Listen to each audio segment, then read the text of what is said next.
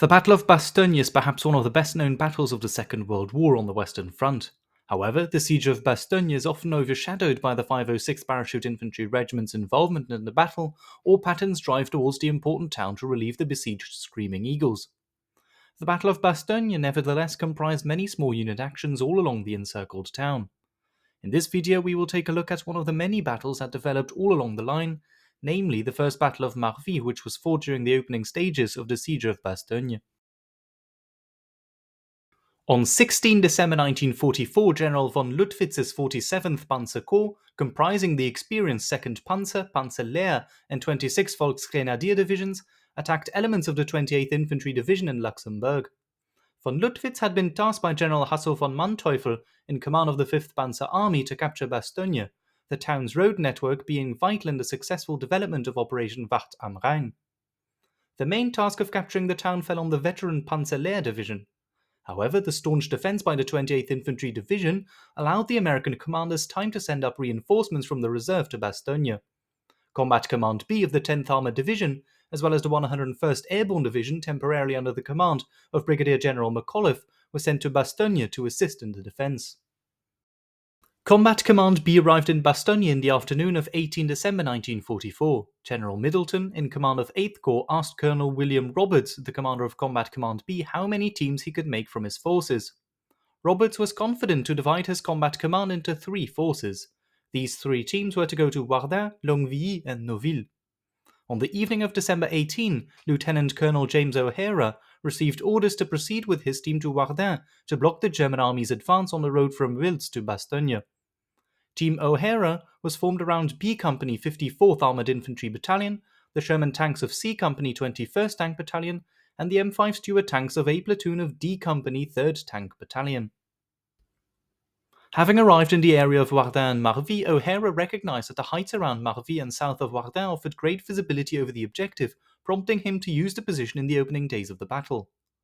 The entirety of the 101st Airborne Division had arrived by the morning of December 19. Before the main body of the Screaming Eagles had arrived, however, elements of the 326th Airborne Engineer Battalion had been sent to Marvie to erect outposts and roadblocks as a measure of bolstering the southern rim of the Bastogne defences.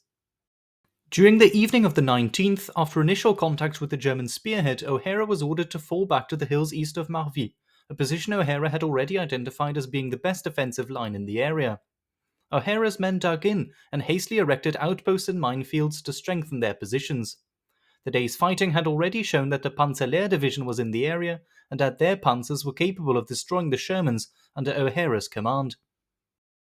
Shortly before 7 am on December 20, the Germans shelled Team O'Hara's roadblock on the Bastogne-Wiltz road, heralding the start of the battles for Marvie. Visibility was obstructed by the thick fog, but armour could be heard all around the roadblock. As the fog began to lift at about 9 am, German engineers could be seen breaking up the wooden logs.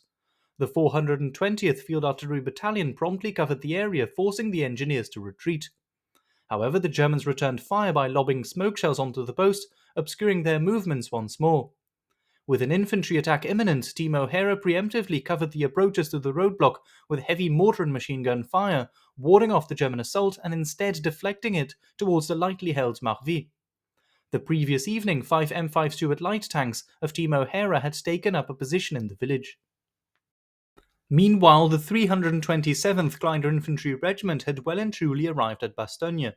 Colonel Joseph Harper had established his command post at Mont Saint-Étienne in the afternoon of December 19. That same afternoon, Harper's 1st Battalion was attached to Colonel Ewell's 501st Parachute Infantry Regiment, which was holding the eastern flank of the Bastogne defences.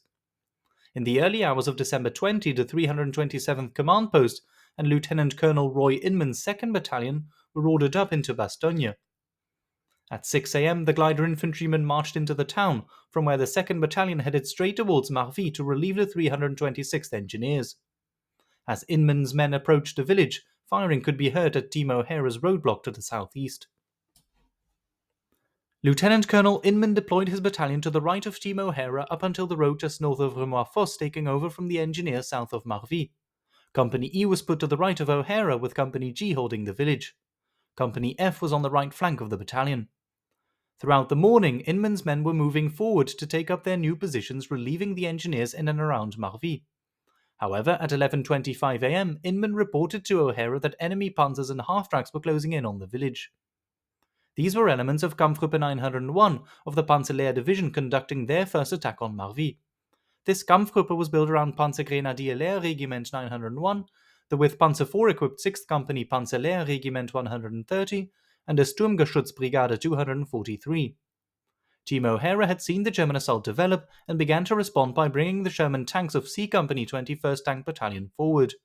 Simultaneously, Colonel Harper had unknowingly driven his jeep to a commanding position from where he could also see the German attack develop on his 2nd Battalion. German armor was firing into the village from the forest southeast of Marvie.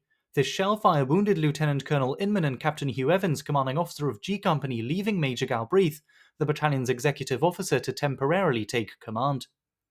Immediately after the initial barrage, 4 panzers followed by 6 half-tracks advanced slowly towards the village in a well spread out formation. The M5 Stuart light tanks in the village opened fire, but the 37mm cannons were futile against a Panzer Lehr's panzers. The M5 Stuarts were drawing heavy fire onto the village, and its commander requested permission to withdraw. However, by the time O'Hara had agreed, one M5 had been knocked out while another was hit into suspension.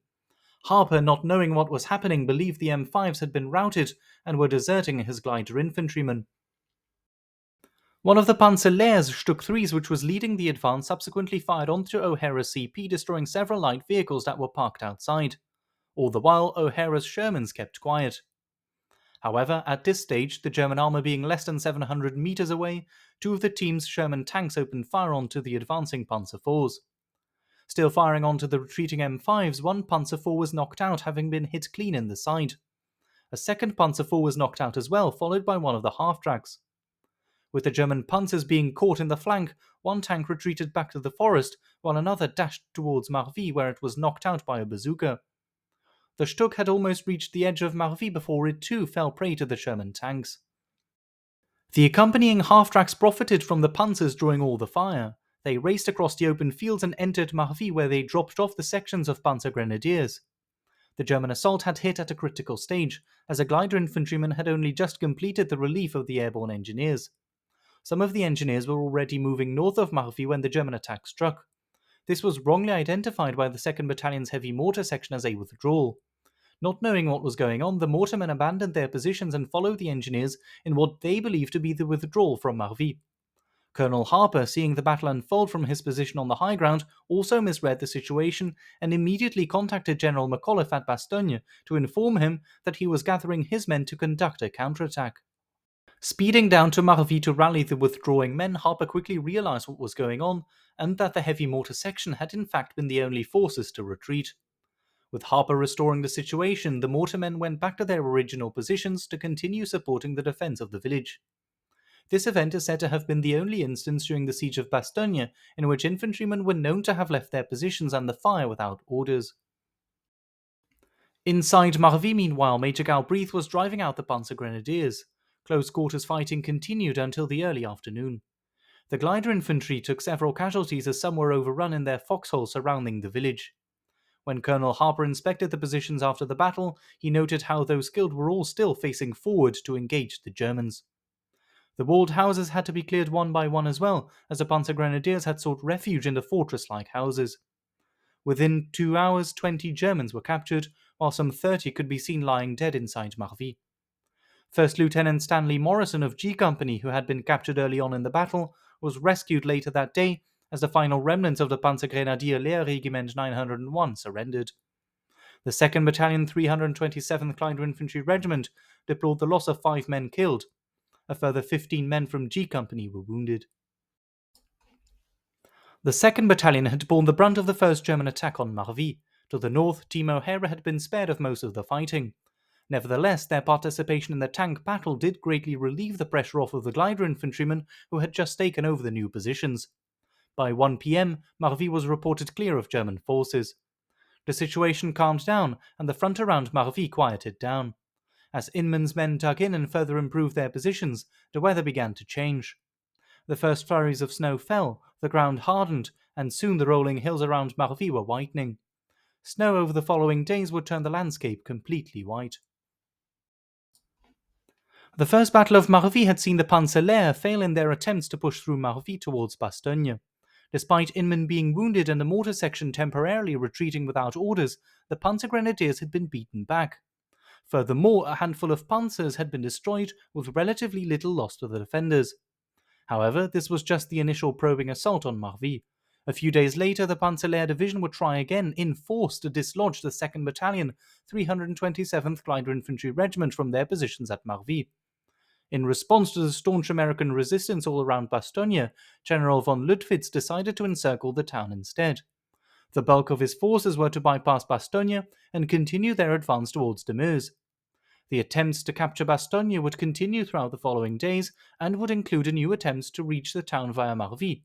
Stay tuned to see how the Second Battle of Marvie unfolded in the next episode. Don't forget to like the video and subscribe to the channel to not miss the next episode. I hope to catch you in another video. Cheers!